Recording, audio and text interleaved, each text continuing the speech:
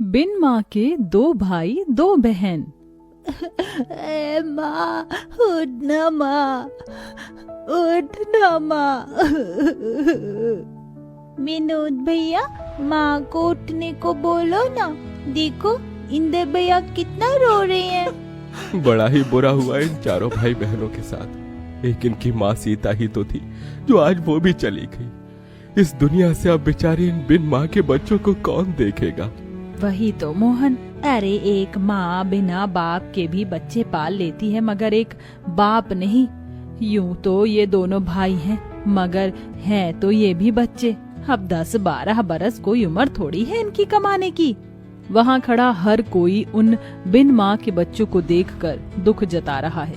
विनोद, इंदर, सुमन और राधा अपनी माँ की बेसुध पड़ी लाश को देखे जा रहे थे। सीता के पिता ने उसका हाथ रमेश जैसे गलत इंसान के हाथ में दे दिया। सीता को शादी के बाद पता चला कि रमेश पियक्कड़ है, मगर हर औरत की तरह सीता ने भी इस उम्मीद से कि एक न एक दिन रमेश सुधर जाएगा, उसने इस रिश्ते को निभाया और 2 बेटी और 2 बेटों को जन्म दिया। सारा जीवन दुख उठाकर उसने भरसक उन्हें पालने की जिम्मेदारी उठाई, मगर उसका कमजोर शरीर जरूरत से ज्यादा मेहनत करने की वजह से कई बीमारी में घिर गया और आज सीता इस दुनिया में नहीं रही। विनोद ने डबडबाई आंखों से अपनी माँ के शव को देखकर कहा, इंदर भाई, माँ का अंतिम संस्कार करना है। दोनों भाई अर्थी उठाए शमशान घाट लाकर अंतिम संस्कार करते हैं। ठंड इतनी भयंकर थी कि बेचारे उन बिन माँ के भाई बहनों का रोम रोम कांप उठा था। दुधमुही राधा चिता को जलता देख बस रोए जा रही थी।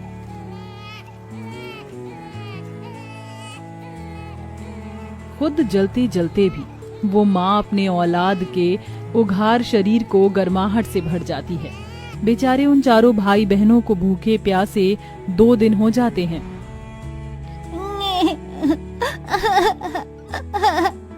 अले ले, चुप हो जा राधा, तू तो भैया की प्यारी बहन है ना। भैया, राधा को दूध पीना है, वो भूख से रो रही है। बस अब मैं मेरी दोनों बहनों को ऐसे भूखा नहीं देख सकता। इंदर, तू इनका ख्याल रखना, मैं खाना लेके आऊंगा। मैं भी आपके साथ चलूंगा भैया, हमारी दोनों बहनें हम दोनों भाइयों की जिम्मेदारी है। ये ले सुमन, राधा का ख्याल रखना। 2 साल की राधा को सुमन की गोद में देकर दोनों भाई उस ठंड के कहर में काम ढूंढने निकल जाते हैं।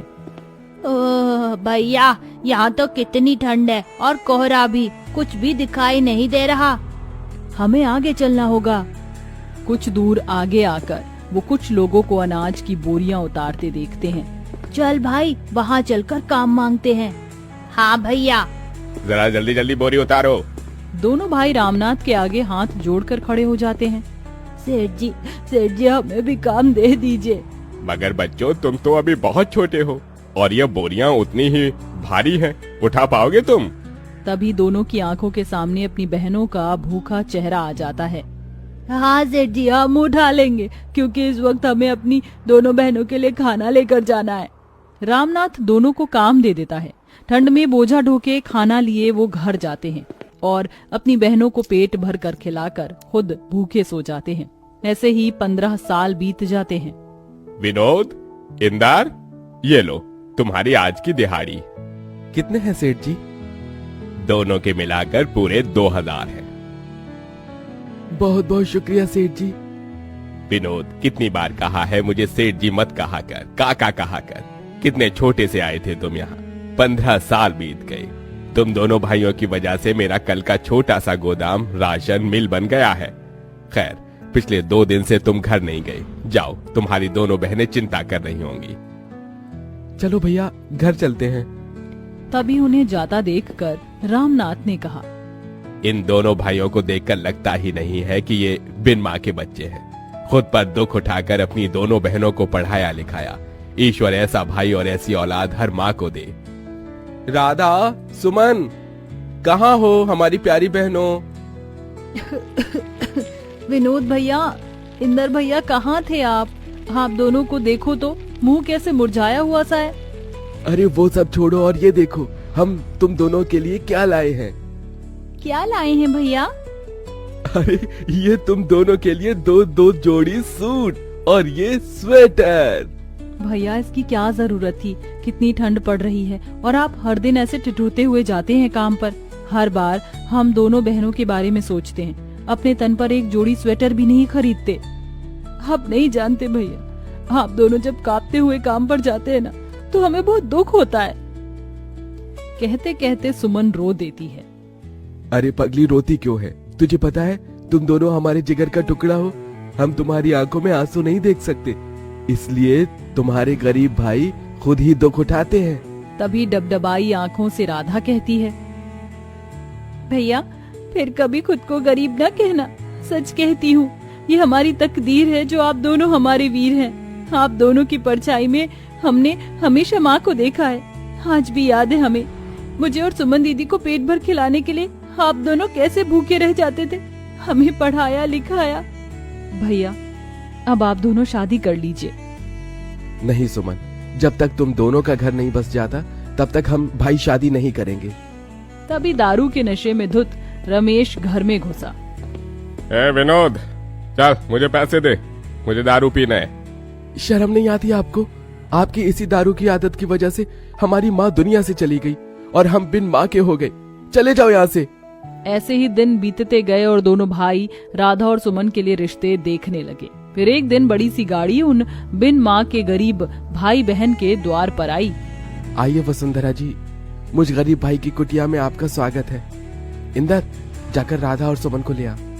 वसुंधरा दोनों की सादगी देखकर उन्हें पसंद कर लेती है। विनोद, मुझे तुम्हारी बहनें पसंद है। तुम बस शादी की तैयारी करो, मैं जल्दी अपने बेटों की बारात लेकर आऊंगी। माँ जी, मेरी आपसे एक विनती है। आप तो जानती हैं हम दोनों बिन माँ की बेटियां हैं। हमारे भाइयों ने बड़ा दुख उठाकर हमें पाला है। हमारे भाई दहेज नहीं दे पाएंगे। ये सुनकर दोनों भाइयों की आंख से आंसू छलक जाता है। बेटी, मुझे कोई दहेज नहीं चाहिए, चलती हूँ। ऐसे ही दिन बीतते हैं। इधर शादी का दिन पास आया है तो वहीं ठंड कई गुना बढ़ जाती है। भैया, आज आपकी तबीयत बिल्कुल ठीक नहीं लग रही है। हाँ भैया, लगता है आपको ठंड लग गई है। आज आप आराम कीजिए। नहीं इंदर, अभी बहनों की विदाई के लिए पैसे जोड़ने हैं, मैं घर पर नहीं बैठ सकता। ये कहकर उतनी ठंड में भी विनोद काम पर चल देता है। अब वह दिन भर बोरी ढोते और फिर बचे वक्त में जूते साफ करते तो कभी मलबा ढोते। अब शादी की रस्म भी शुरू हो जाती है। राधा सुमन को हल्दी मेहंदी लगाने लगती है। भैया, कल इसी वक्त हमारे आंगन में बहनों की बारात आएगी।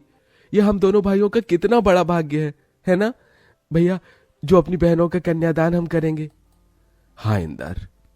मगर दोनों को कहाँ पता था कि एक और दुख उन पर आन पड़ने को है। शादी के रखे पैसे को रमेश चुरा कर ले जाकर दारू पी जाता है और खूब सट्टा खेलता है, जिसके बाद दोनों चिंता में आ जाते हैं।